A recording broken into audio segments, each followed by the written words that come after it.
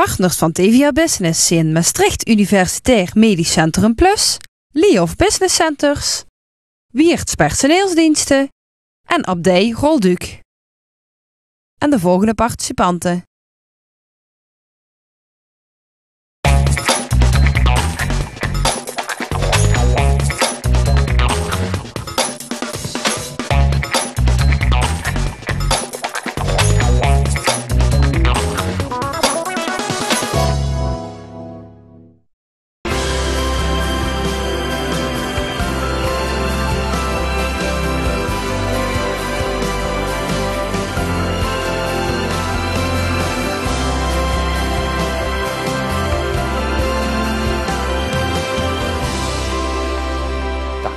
Vanuit Abdij Rolduc in Kerkrade is dit een nieuwe aflevering van TVL Business.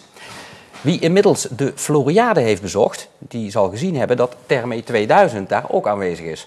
Commercieel directeur Pauline Verhoef komt straks vertellen waarom zij daar zijn. Maar we gaan beginnen over auto's. En daarvoor is aangeschoven Jean Linzen, directeur van de Heckert Autogroep. Van harte welkom. Dankjewel. Maar gelijk met de deur in huis vallen. Hoe is het met de automobielbranche? Nou, op zich, we zitten in een roerig weer, dat weten we allemaal. Ja. Auto's zijn dure producten, dus consumenten denken er vaker langer over na voordat ze een auto zullen kopen. Maar op een gegeven moment, de markt krimpt dan ongeveer met 10-20%. Dus er worden in Nederland nog steeds heel veel auto's verkocht. En we denken dat er dit jaar toch een kleine 500.000 auto's in Nederland verkocht worden. Dus dat blijven nog steeds hele grote aantallen. Ja, zijn dat echt hele... Want hoeveel? U zegt 500.000. Wat praten we normaal gesproken over? Met 10% omlaag, dan zijn het toch 600.000? In de topjaren zijn het er 600.000 geweest. En in de slechtste jaren die we kennen zijn dat er 470.000, 480.000 geweest. Dus ja. We moeten het ook niet spannender maken dan het Nee, is. maar als ik dan hoor dat consumentenvertrouwen steeds verder achteruit gaat, dan denk ik, ja, dat is tegenstrijdig wat ik hier hoor. Want een auto is geen kilo aardappelen wat je koopt. Dat ben ik met je eens. Maar mobiliteit is voor iedereen heel erg belangrijk. Dus voordat mensen die auto laten staan, dan moet er echt nog wat meer gebeuren als nu. Dus liever een vakantie opgeven, maar die auto, die mobiliteit, die moet je hebben. Inderdaad. Ja. Als je praat over de gebruikte auto's, de occasions, merkt u daar verschil in? Want daar zou ik denken, misschien gaan mensen nu sneller toch een iets goedkopere tweedehands dan een nieuwe. Op zich, die markt is redelijk in balans. Ja. Als er iets minder nieuwe auto's verkocht worden, worden er misschien wat meer gebruikte auto's verkocht. Ja. En soms zie je wel verschuivingen, dat mensen van een nieuwe naar een gebruikte gaan. Of dat mensen een nieuwe auto bij de dealer kopen in plaats van een gebruikte auto bij de dealer kopen. En soms wordt die ook verhandeld op andere plekken. Ja. Maar die markt is redelijk stabiel. Oké. Nu kwam het CBS met cijfers dat Limburg in het tweede kwartaal 2/3 van de nieuwe auto's komt op naam van bedrijven en niet op naam van particulieren. Ja. Herkennen jullie dit? Wij herkennen dit. 2012 was wat dat betreft een heel bijzonder jaar. Per 1 juli zijn alle fiscale regels veranderd rondom de auto's. Wat is er veranderd? Wat is er veranderd? Per 1 juli zijn de regels veranderd voor de fiscale bijtelling. Ja. Als je een auto van de zaak rijdt, moet je een bepaald percentage van de koopprijs van de auto moet je bij je inkomen tellen. Dat kan van 25% tot 14% tot 0. Tot 0%. Ja. En dat gaat veranderen? Dat is nu, per 1 juli is dat veranderd. En dat betekent dat de normen die zijn allemaal wat scherper geworden. Dus auto's die voorheen 20% hadden, een deel daarvan zijn nu 25% bijtelling. In die bijtellingklasse vallen ze. Ja. En daarom hebben heel veel zakelijke rijders zoveel als mogelijk hun aankoop of hun bestelling naar voren geplaatst. En dat heeft een hele verschuiving dit jaar teweeggebracht, waardoor het percentage zakelijke aankopen nu veel groter is als gebruikelijk. Normaal gesproken is die markt in balans en ongeveer 50% zakelijk, ongeveer 50% particulier. Maar betekent dat nu wel dat dus na die 1 juli nu, dat je dan weer die verkoop ziet dalen? Dat die mensen dat echt nog gedaan hebben voor de 1 juli? Ja, voor de zakelijke markt is wel nu, of in het tweede halfjaar zal daar een stuk rustiger zijn als dat we gewend waren in andere jaren. Ja. In 1927 zijn jullie begonnen. En veel mensen in Zuid-Limburg die zullen het nog kennen. Kanton Rijs in Heerlen. Dat was de eerste Opel-dealer van Nederland. Ja. We zijn inmiddels 85 jaar verder. Het bedrijf heeft een andere naam. Ja. Wat is er in die 85 jaar veranderd? In die 85 jaar wel veel gebeurd. Nou, 85 jaar geleden was ik er zelfs niet bij, dat kun je je wel voorstellen. Maar in die tijd is er veel gebeurd. Toen in die tijd waren er in Zuid-Limburg 13 Opel-bedrijven in Limburg. 13? Ja.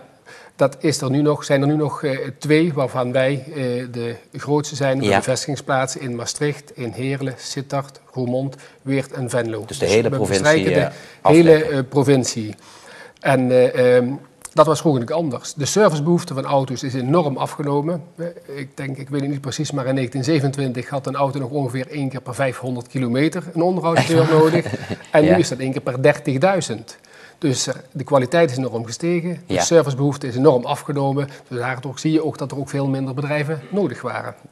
Is dat de reden? Want u zegt het zelf al, van wij bespreken nu de hele provincie. Je ziet gewoon vroeger heel veel dealers van een bepaald merk. Nu is het een dealer van één en dan vaak over de hele provincie, meerdere provincies. Was dat economische noodzaak? Voor een deel wel, want op een gegeven moment er was een enorme concurrentie tussen de bedrijven.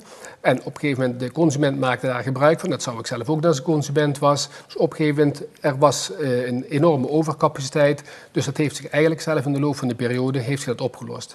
Wij hebben van tevoren gezegd, we moeten naar een groter gebied toe, zodat we onze kosten beter kunnen spreiden. Zodat we in die markt, particulier en zakelijke markt, veel beter concurrerender kunnen opereren. Ja. En dus in de loop van de 85 jaar, maar eigenlijk in de laatste 15 jaar, is er ieder jaar wel een bedrijf bijgekomen. En in de loop van de tijd zijn vestigingen samengevoegd, waar we nu 6 vestigingen in heel Limburg hebben. Ja, en dus een grotere slagkracht ook. Om je nog te onderscheiden op de hedendaagse markt, want bijna iedere auto is goed. Je hebt het niet meer over auto's die niet meer goed zijn. Je moet je onderscheiden naar de klant toe. Een klantencontactcentrum, daar bent u zelf mee gestart, initiatief genomen, is vrij uniek voor Nederland. Ja, is dat zo'n zet om je te onderscheiden, om toch je klant naar je toe te trekken? Gastheerschap is een van de belangrijkste zaken in onze bedrijven. En hoe kan je die klant het zo aangenaam mogelijk maken? En dat begint aan de telefoon. Voorheen, als je een afspraak maakte in de werkplaats, dan kreeg je de receptionist aan de lijn, maar die was met 1001 dingen bezig.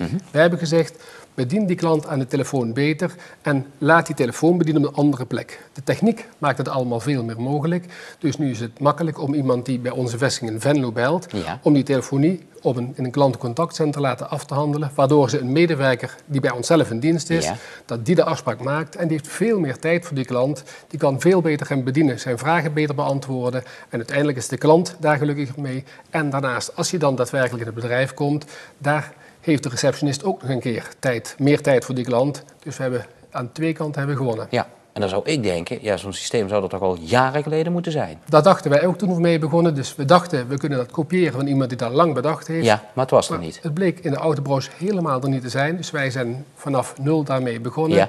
En inmiddels draaien we nu een halfjaartje mee.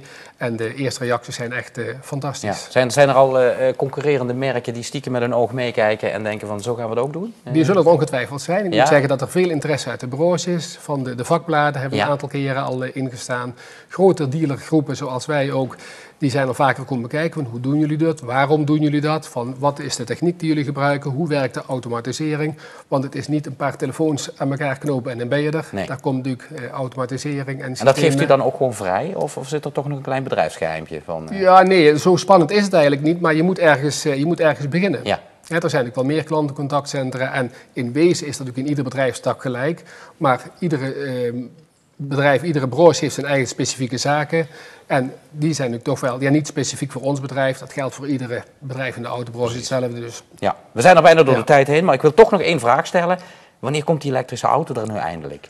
En als je even meeneemt naar de parkeerplaats, hij staat er natuurlijk hier. Maar ik bedoel natuurlijk, wanneer gaat hij nou massaal de markt op? Hoe lang moeten we nog wachten?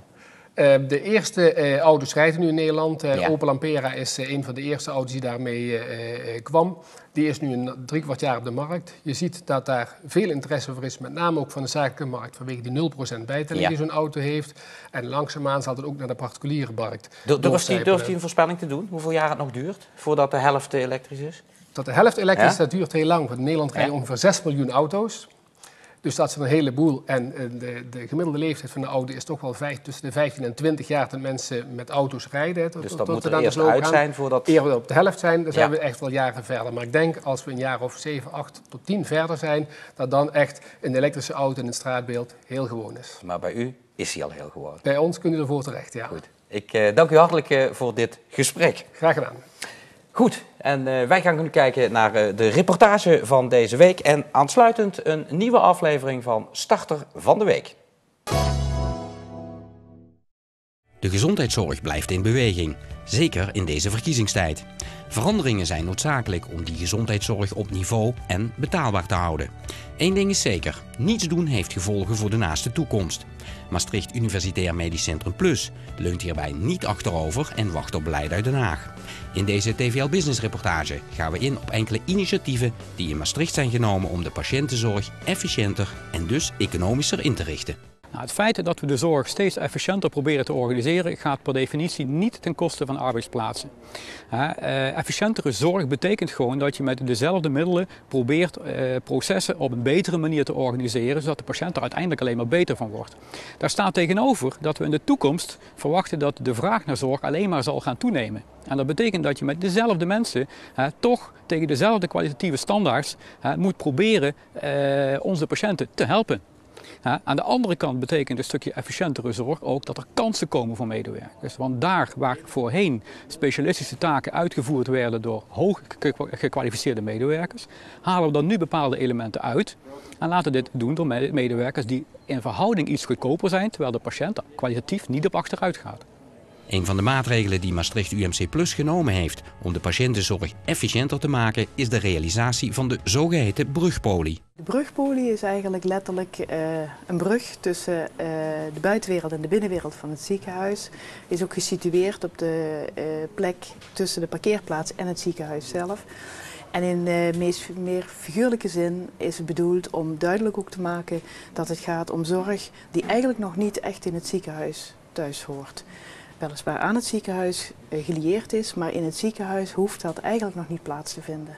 Hoe is dit idee van deze brugpolie ontstaan? Nou, er was al jarenlang een traditie tussen het AZM en de huisartsenzorg om samen te werken op het gebied van chronische zorgvragen in gespecialiseerde verpleegkundigen in de huisartsenpraktijk. Die gespecialiseerde verpleegkundigen werken ook hier nu op de brugpolie nog. Samen met specialisten omtrent die zorg. Maar daarnaast is er ook in 2007, 2008 zo'n beetje de vraag gekomen van om laagcomplexe zorgvragen ook op een laagcomplexe manier aan te vliegen. Dus eigenlijk niet de hele academische riedel open te trekken voor elke patiënt die hier komt, waarvan de huisarts eigenlijk alleen maar wil weten van pluis, niet pluisgevoel, wat is er aan de hand, specialist geeft mij een advies. Nou, dat type patiënten die ontvangen we hier op de brugpolie voor een 7-tal specialismes die werken op die manier. Die patiënten die komen hier 1 of 2 keer en daarna gaan ze weer terug naar de huisarts en de huisarts kan de regie blijven voeren over de zorg. Dat is eigenlijk de insteek, dat is de basisgedachte. Nou, het voordeel voor de patiënt is dat ze binnen een week terecht kunnen. Binnen 1 week kunnen ze hier terecht. De week daarna gebeuren alle onderzoeken. En de week daarna kunnen we het afronden. En krijgt de huisarts er ook weer bericht van. De kostenverlaging voor het ziekenhuis is een moeilijk punt. Dat is moeilijk uit te drukken. Wat wel natuurlijk speelt is dat we hier de zaken heel efficiënt aanpakken. Polymedewerkers zijn er heel erg op gebrand om dat proces ook snel en effectief te laten verlopen. Daar zijn ze ook echt op getraind. Ze kunnen verbindingen leggen tussen al die vakgroepen, omdat het een multidisciplinair spreekurencentrum is. En zij houden de specialisten ook scherp om de dingen te doen zoals we ze hebben afgesproken. Daarin zit vooral de efficiëntie. Als je zorg goedkoper gaat maken, is de eerste gedachte vaak dat dit gepaard gaat met kwaliteitsverlies. Nou, het feit dat we steeds goedkoper de zorg moeten gaan leveren, betekent absoluut niet dat we concessies doen aan de kwaliteit. Kwaliteit blijft voor ons voorop staan. Goedkoper leveren van zorg betekent eigenlijk dat je op een hele serieuze manier gaat kijken naar de inrichting van je processen. En op het moment als je dat veel efficiënter kunt doen en dus goedkoper, dan kan dat ook tot gevolg hebben dat dit voor patiënten alleen maar voordeliger wordt. Ze worden sneller geholpen, weten sneller waar ze aan toe zijn. En uiteindelijk zou je dus de redenering kunnen omdraaien. Het feit dat we goedkopere zorg moeten leveren leidt uiteindelijk ook wel tot betere zorg. Straks in het tweede deel van de TVL Business reportage zien we nog een aantal maatregelen die het ziekenhuis heeft genomen om de kosten te drukken. Waarbij dit niet ten koste gaat van de kwaliteit of de werkgelegenheid. De Rabobank starter van de week.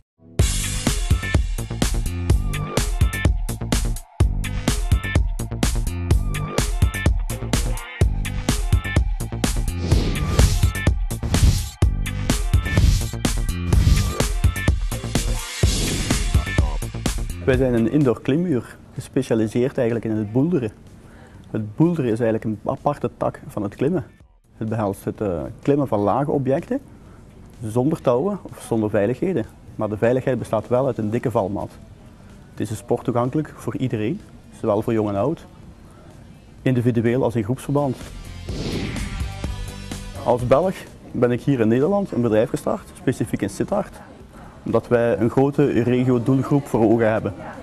Wij mikken zowel op sportief publiek vanuit de regio, maar ook vanuit de EU-regio. En dat kan richting Aken, Roermond, Maastricht. Vrij groot gebied waar wij ons publiek moeten van trekken eigenlijk. Daarom ben ik hier specifiek in Sittard eigenlijk begonnen met dit bedrijf. Als een van de 4 gespecialiseerde bouldergyms in Nederland wil ik hier in Limburg na een paar jaar bekend staan als het referentiepunt op het gebied van boulderen.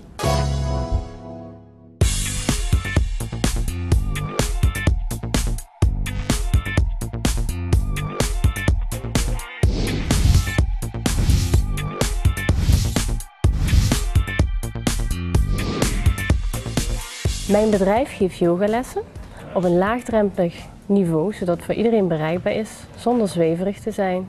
En met als doel dat mensen lekker soepel blijven, sterk worden, zich kunnen ontspannen, een beetje preventief onderhoud aan je lichaam.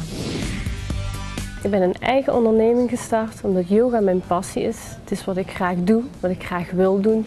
En door zelf ondernemer te zijn, kan ik de kwaliteit bieden, de persoonlijke benadering die ik vind dat bij yoga hoort.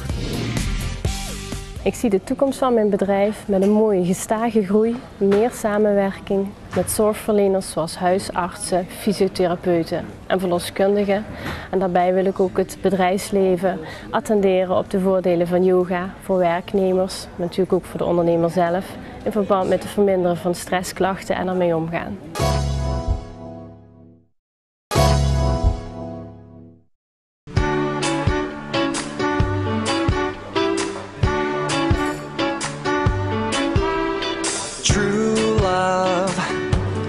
No guarantee. I guess life's a mystery. MKB Limburg gaat vandaag het debat aan met de kandidaat-Kamerleden van CDA, VVD en SP. En we willen als belangenbehartiger voor het midden- en kleinbedrijf graag overbrengen aan de politici wat wij als ondernemers belangrijk vinden. Lastenverlichting, een flexibele arbeidsmarkt en we willen ook graag een regeling voor de koopzondagen, dat daar meer flexibiliteit in komt. Heel veel zaken die ondernemers betreffen en daar willen we heel graag een debat over hebben.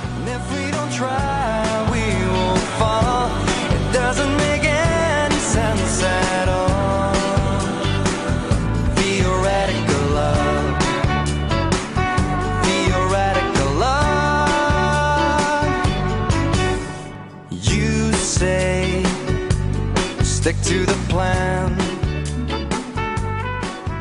Het gaat er in de komende jaren om dat we de rekening niet doorschuiven, maar dat we de problemen in dit land aanpakken.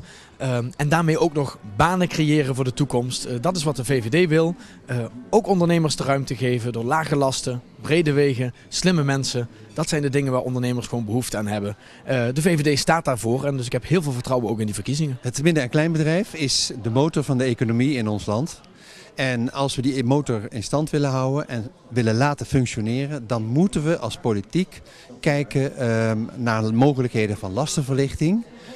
En dat betekent, wat de SP betreft, dat we zeker niet zullen moeten overgaan tot het verhogen van de BTW. Dat is een van de grootste problemen waar het midden- en kleinbedrijf de komende periode mee geconfronteerd zal worden. Dat moeten we niet doen. We moeten kijken naar mogelijkheden om het midden- en kleinbedrijf te stimuleren. Maar door de goede maatregelen, door de goede bezuinigingen, maar niet door het verzwaren van de lasten zoals nu op dit moment gebeurt. Het midden- en kleinbedrijf is de motor van onze economie. En die motor die moet weer zo snel mogelijk gaan draaien op volle toeren. Daarvoor wil het CDA de belastingen, de vennootschapsbelasting verlagen, aantal regels, overbodige regels verminderen, zodat er weer ondernomen kan worden, zodat het MKB de rol weer kan spelen die het moet spelen. Ook belangrijk is dat het vertrouwen in de markt hersteld wordt, dat de consumenten weer gaan besteden, dat ze weer inkopen gaan doen en dat het geld wat er zit ook weer vrijkomt in de markt. En dat is het beste voor het midden- en kleinbedrijf, zodat ze weer snel op gang kunnen komen.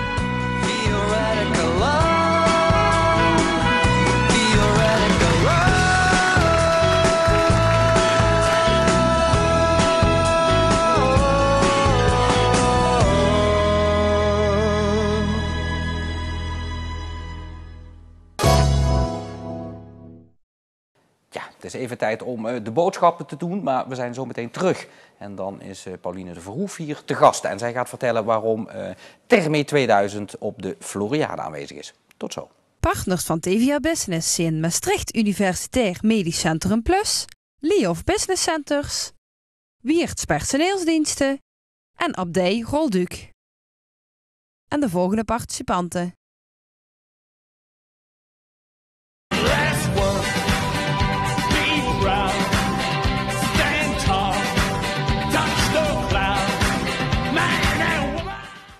Partners van TVA Business zijn Maastricht Universitair Medisch Centrum Plus, Liof Business Centers, Wiertz Personeelsdiensten en Abdij Rolduc. En de volgende participanten. Welkom terug bij het tweede deel van TVL Business vanuit Abdij Rolduc in Kerkrade. Zometeen is hier te gast Pauline Verhoef. Ze is commercieel directeur bij Therme 2000. En de afgelopen maanden waren ze te zien op de Floriade. Ze komt vertellen waarom zij daar waren. Maar eerst gaan we kijken naar deel 2 van de reportage. Welkom terug bij het tweede deel van de TVL Business reportage, waarin we vandaag een kijkje nemen bij enkele initiatieven die Maastricht Universitair Medisch Centrum Plus heeft genomen om de patiëntenzorg efficiënter en dus economischer in te richten. Een van die initiatieven is een herverdeling van de patiëntenzorg tussen het ziekenhuis en de huisarts. Oftewel in vaktaal tussen de tweede en de eerste lijn. Samenwerking tussen de eerste en de tweede lijn, waarbij huisartsen konden aanvragen van bloedonderzoek en beeldvormende diagnostiek, dus foto's. Dus ik denk dat dat een van de belangrijkste pijlers is. En daarna is door een oud-collega van mij, Nandes Vierhout, die heeft een carousel bedacht. Wat is een carousel? Dat wil zeggen dat in de huisartspraktijk een specialist komt. En die bekijkt samen met de huisarts een patiënt die de huisarts geselecteerd heeft. Een patiënt waarvan de huisarts denkt, ja, dan wil ik toch weten wat de specialist met dit probleem zou doen. Zonder dat je hem eigenlijk hoeft door te verwijzen naar de tweede lijn. En dat betekent dat je gedurende een jaar 1 specialist over de vloer hebt in de praktijk. En die komt dan 1 keer in de 4 tot 6 weken. Het voordeel is, wij leren daarvan. De patiënt hoeft niet naar het ziekenhuis toe en krijgt toch de zorg van een specialist. Ook binnen de geneeskundige beroepsuitoefening vindt een verschuiving plaats van taken. Daartoe zijn er 2 nieuwe beroepsgroepen bijgekomen. De nurse practitioner en de physician assistant. Beide zijn verpleegkundigen die een vervolgopleiding hebben gevolgd en taken uitoefenen die voorheen werden gedaan door een arts of specialist. Een physician assistant is geen arts. Neemt eigenlijk taken van de arts-specialist over, werkt in het medisch middenkader, zodat de specialist zich daadwerkelijk kan bezighouden met zijn eigenlijke taken en de specifieke taken. Voorbeelden, we lopen bijvoorbeeld visite met de specialist en wij werken alles uit. Patiënten worden geopereerd, moeten ook daarna nog op controle komen. Ook die controleafspraken kunnen wij doen en overleggen dan later met onze supervisor. Specifieke OK-specifieke ingrepen waar een heel team bij betrokken is. Physician assistant is degene die alles regelt, alles uitwerkt. Dat zijn een aantal taken die wij kunnen doen. Patiënten krijgen altijd bij opname te horen dat wij werken met specialisten, met artsen, met physician assistants. Dus ze weten wie ze voor zich hebben. Specialisten zijn er voor het specifieke werk, voor de specifieke gesprekken. Physician assistants doen meer het medisch middenkaderwerk. Dat weten ze, dus op die manier krijgen ze ons ook te zien.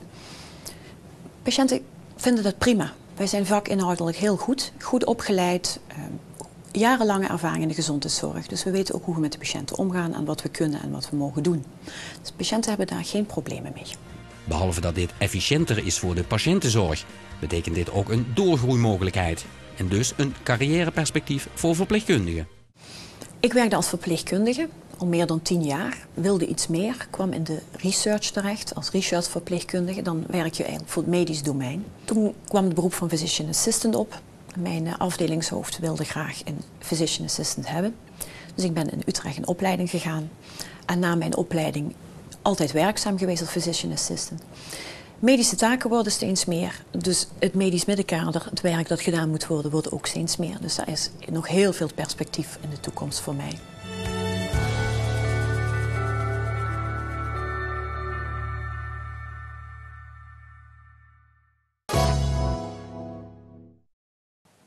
Ja, en als u de reportage nog een keer wilt terugzien, dan kan dat natuurlijk. Dan gaat u naar onze website www.tvl.nl. Bij mij is aangeschoven commercieel directeur van Therme 2000, Pauline Verhoef. Van harte welkom.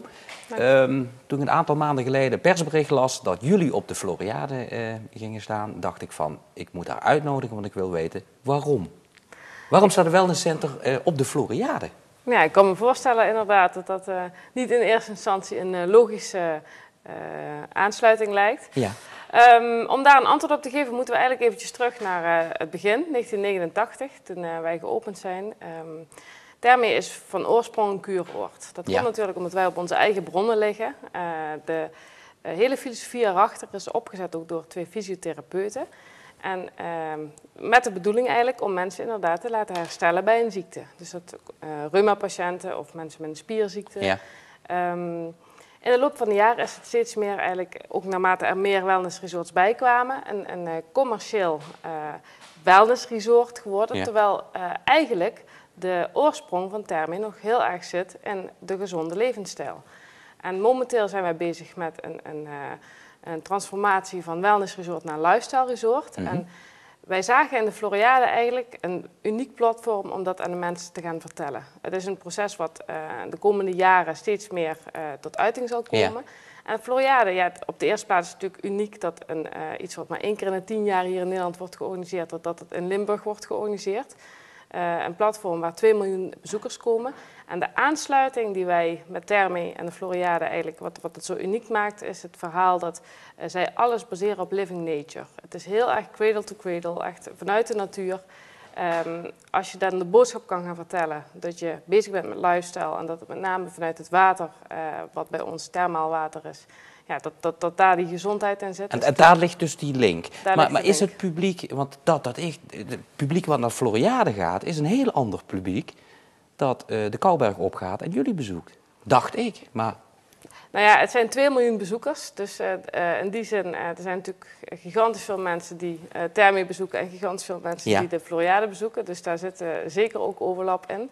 Maar het gaat meer om het publiek wat de Floriade bezoekt is bezig met een bepaalde bewustwording. Hè? Mm-hmm. En wil ook die informatie hebben van de natuur en wat het met je doet. En daar zit natuurlijk de link in met wat mensen ook bij ons straks komen zoeken. Wat zijn de reacties van mensen die plotseling bij jullie staan? Nou, deze week zijn sowieso ontzettend leuk. Mensen zijn echt verrast, want we hebben deze week de week van de massage op de Floriade. Ja. Waar mensen dan een voetmassage krijgen. Oh, en dat is perfect. Als je natuurlijk al die kilometers gelopen hebt over die prachtige Floriade, dan even de voeten. Precies, dus dat is even met de voetjes hoog. Maar ja, door de rest van de weken daar hebben we iedere donderdag mindfulness sessies en iedere vrijdag geur- en smaaksessies. Ja, en mensen vinden dat echt verrassend, want verwachten dat ook niet direct bij Therme. Omdat er gewoon een stuk meer diepgang in zit dan bij het reguliere aanbod wat men wel bij Therme verwacht. Ja. En dat is ook iets wat we Is het voor jullie ook een ideaal platform? Je zegt van 2 miljoen bezoekers, maar er komen er ook heel veel uit het buitenland. België, Duitsland, Frankrijk. Ja, daar kunt u gelijk ook even reclame maken, want dat... Nou ja, het is in ieder geval zo dat wij 20% van de bezoekers van de Belgische markt afkomstig is. En 5% uit Duitsland. Dus daar zit zeker heel veel... Komt dat omdat dat Duitsland zelf zoveel die wellnesscenters heeft? Ik denk het wel. Ik denk dat de Duitse cultuur inderdaad al heel erg gebaseerd is op kuren, waardoor er ook heel veel aanbod is. In Nederland zie je dat ook steeds meer. En in België is dat nog relatief erg onbekend. En ja, zie je dat die juist daar wel behoefte aan is. En dat die dus ook ons heel erg opzoeken. Ja. Dat wordt ook steeds meer. En is het dan ook, want wij Nederlanders, wij crossen door het hele land. Wij crossen naar Duitsland. Waar het ook is, daar gaan we er naartoe. Merken jullie wel bijvoorbeeld de Duitsers dat die veel liever in eigen land blijven dan die grens overgaan? Ik denk wel dat daar inderdaad een hogere drempel zit dan bij bijvoorbeeld de Belgische bevolking. En ik dacht eerst van ja, dat zou ook wellicht met de taalbarrière te maken hebben, maar dat weet ik weer niet, want we hebben ook heel veel Franstalige Belgische gasten. Dus. Maar jullie begeven jullie echt ook op die Duitse markt om steeds meer mensen naar Valkenburg toe te halen? Nu met de Floriade inderdaad weer wat bewuster, maar in het algemeen zitten we toch wel meer in de Nederlandse en Belgische markt. Ja. Ja. Nu hebben jullie binnenkort het WK wielrennen voor de deur. Profiteren jullie daar ook van? Of is dat juist lastig? Nou ja, het is natuurlijk voor de omgeving is het ontzettend mooi hè, dat het de WK wielrennen is. Voor Therme is het op dat moment een uitdaging omdat we iets minder goed bereikbaar zijn. Ja. Maar goed, daar managen we omheen en daar gaan we onze gasten gewoon goed over informeren. Maar gebruiken jullie dat ook als kapstok om toch al die mensen die dan ook weer naar Valkenburg komen, om te laten zien dat jullie er zijn en bestaan? We zijn daar niet bewust campagnematig of zo mee bezig. Nee, dat is niet, want ik dacht al van ja, wielrennen, gezond zijn, en daar komt de link er misschien. Nee. Jullie zijn met meer initiatieven bezig. Onlangs las ik met de stichting Plastic Whale. Ja. Jullie zijn een bedrijf dat groen moet zijn, dat kan niet anders. Dit past er precies in. Mensen kunnen met de plastic flessen naar jullie toe komen. Ja, maar ook dat is weer... kijk, als je zelf het zuiverste water ongeveer van Europa bezit, dan is het natuurlijk ontzettend mooi op het moment dat je dat kunt doorgeven. En we zijn heel erg bezig met de filosofie erachter. Ja. We willen inderdaad een boodschap meegeven aan mensen. Dat ze niet alleen goed op zichzelf moeten letten, maar eigenlijk gewoon op de wereld. Want ja, daar leven we met z'n allen op. En Plastic Whale is een heel mooi initiatief van een jonge man uit Amsterdam. Die doet dat al een aantal jaar. Haalt plastic uit de wateren. Ja. Want de plastic soep is echt een groot probleem aan het worden. En op die manier houdt hij dus de wateren schoner. Want ja, wat kan één persoon doen? Maar hij heeft inmiddels een heel netwerk om zich heen verzameld. En wij hebben ons daar heel graag bij aangesloten. Dus wij gaan en hij maakt van die plastic flessen, maakt hij een boot? Ja, daar gaat hij een boot van bouwen. Ja. Dat is dan het initiatief om dat straks te doen. Ja. Dat is heel ideologisch wat jullie doen. Maar aan de andere kant denk ik, jullie zijn gewoon een bedrijf en jullie moeten winst maken. Ja. Matcht dat met elkaar? Nou ja, het is zo, er zit natuurlijk een verhaal achter en dat is de boodschap die wij brengen. Dat matcht met elkaar, want de markt, wat wij zien aankomen, is dat mensen steeds meer behoefte krijgen aan een gezonde levensstijl. Ja. En de boodschap die wij vertellen is natuurlijk ideologisch, maar daar zit natuurlijk iets achter. Dus dat wij een product bieden om mensen te ondersteunen bij die levensstijl. Zo zijn we onder andere nu gestart met lifestyle coaches. En ik denk dat als je een bewustwording in grotere vorm kunt neerzetten, dat je dat ook voor de mensen zelf tot stand kunt brengen. En daar is het allemaal om te doen uiteindelijk. En dat past helemaal in deze tijd. Ik wens jullie daar heel veel succes bij en dankjewel voor dit gesprek. Graag gedaan. Ja, en voor ons is het nu tijd om te gaan kijken naar het economisch weekoverzicht van deze week. In de MKB-regio top 40 ranglijst van de Rabobank staat Noord-Limburg op de 15e plaats, Midden-Limburg op de 19e en Zuid-Limburg op de 32e. Daarmee zitten Noord- en Midden-Limburg in de middenmoot van de krachtigste MKB-regio's van ons land. De subsidieregeling voor de aanschaf van zonnepanelen en energiezuinige verlichting is een groot succes onder Limburgse ondernemers. Binnen 3 maanden hebben zich al 150 bedrijven gemeld voor het initiatief van de Kamer van Koophandel Limburg en de provincie. Daarmee is de hele subsidiepot nu opgebruikt. Het oergraan Kollenberger Speld mag zich sinds deze week officieel streekproduct noemen. Uit handen van gedeputeerde Noah Lebens ontving de coöperatie Kollenberger de hieraan verbonden officiële oorkonde. Het keurmerk staat voor regionale herkomst en maatschappelijk verantwoord produceren. Om ondernemers het belang en de voordelen van arbeidsmigranten te laten zien, organiseert Kamer van Koophandel Limburg op 26 september en 31 oktober 2 bijeenkomsten onder het motto Arbeidsmigranten zijn de toekomst.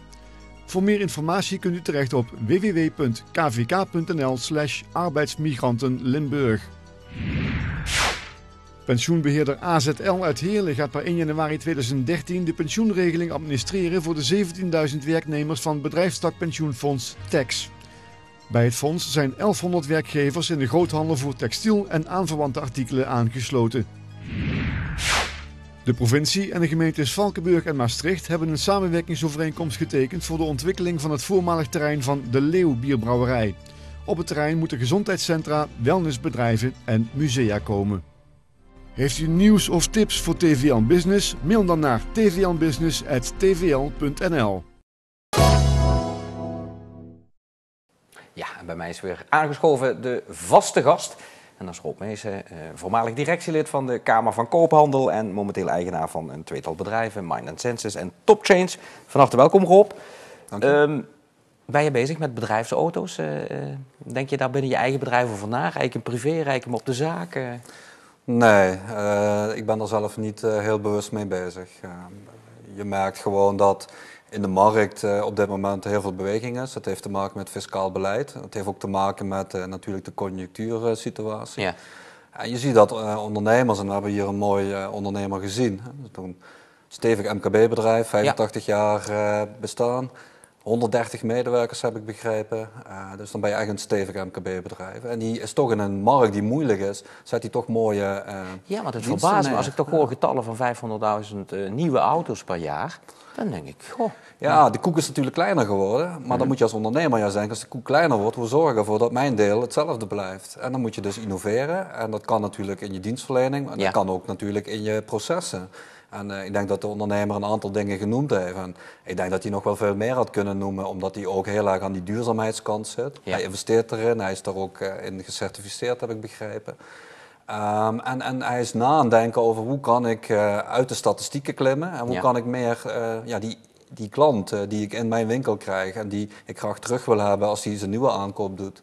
Of als hij schade heeft, of als hij zijn winterbanden moet vervangen, hoe krijg ik die in mijn zaak? En precies, want het gaat verder. Als je zo'n klantencontactcentrum, wat ze zelf dan nu aan het opzetten zijn, of het is er al, dan denk ik van, eigenlijk heel gek dat dat er niet was. Nou ja, je moet ook naar de sector kijken. De sector was natuurlijk de laatste jaren vooral productgeoriënteerd. En er was natuurlijk ook heel veel vraag. We weten allemaal waarmee ook die vraag vanuit de particuliere sector gefinancierd werd. Ja, weten we. Ja. Maar nu heb je echt behoefte aan echte retailers die klant centraal stellen en met mobiliteitsoplossingen komen. En dan praat je niet alleen over de aanschafkosten, maar de kosten over de hele duur van het bezit van die auto. De total cost of ownership heet het dan een mooie term. Ja. En ik denk dat deze ondernemer daar heel goed over nadenkt, dat hij ook beter presteert als ik kijk naar zijn marges dan je in de markt ziet. Op 6 locaties in heel Limburg. Dus dat is nogal wat aansturing. Ja. Als ik kijk naar zijn overheid, dan heeft hij dat ook keurig voor elkaar. Een platte organisatie, veel verantwoordelijkheid met medewerkers. En die medewerkers blijven. Het vorig jaar 5 jubilarissen die 40 jaar in dienst waren. Ja, want dat is wel waar een bedrijf op kan draaien. Hè? Ja, dat doe je het mee. Mensen maken het verschil. Ja, en je weet ook, als jij een auto koopt en je loopt de zaak binnen en je wordt niet goed bejegend of je voelt je niet welkom, dan dat hostmanship wat ook benoemd werd, dat is cruciaal. Je wilt je klant voelen, je wilt aandacht voor je mobiliteitsvraagstuk, want dat is het. Het is niet alleen maar een auto. Ja, het gaat meer. Ja, en je ziet natuurlijk de trend zakelijk-privé wordt steeds moeilijker, zeker als je naar de ZZP'ers kijkt. Er zijn er 700.000 bijgekomen de afgelopen 10 jaar. Is dat dan zakelijk of rijden ze privé? Precies. Ja, dat is bijna niet meer te scheiden. Ja. En die scheiding aanbrengen strikt van, is die nou zakelijk of privé? Eigenlijk loopt het in elkaar over. Ja. En fiscaal beleid stuurt daarop aan natuurlijk. En stuurt daarin bij, ontmoedigt of juist stimuleert. Ja. Als je nou kijkt naar elektrische auto's. Maar als ondernemer moet je daar steeds in meegaan. Dus, en dat doet dit bedrijf denk ik erg goed. Ondernemerschap. Kunnen we nog heel lang over praten, maar ik wil toch even verder gaan met Thermee op de Floriade. Ja. Voor mij was het een eye-opener. Dat ik dacht van, wat gaan ze daar nou doen? Maar een heel logisch verhaal. Heel logisch verhaal.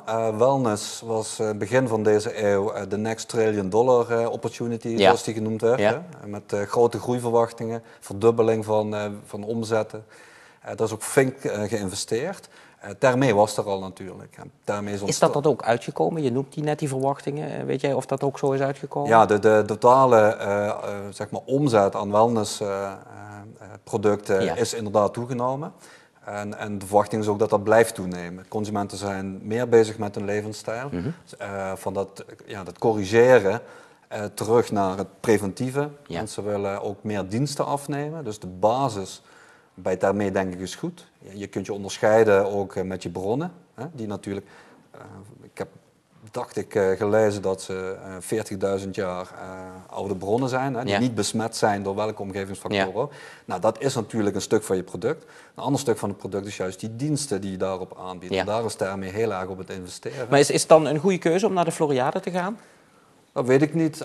Ik denk dat heel veel mensen kiezen voor de Floriade, om daar te gaan kijken. Ja. Er vinden ook leuke bijeenkomsten plaats, goede evenementen.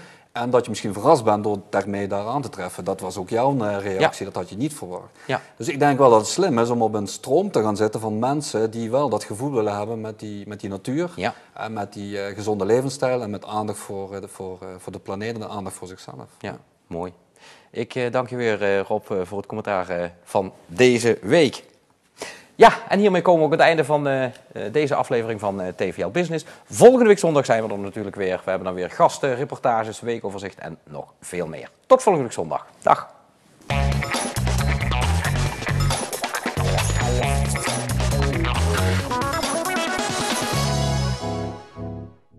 Partners van TVL Business zijn Maastricht Universitair Medisch Centrum Plus, Liof Business Centers, Wiertz Personeelsdiensten en Abdij Rolduc. En de volgende participanten: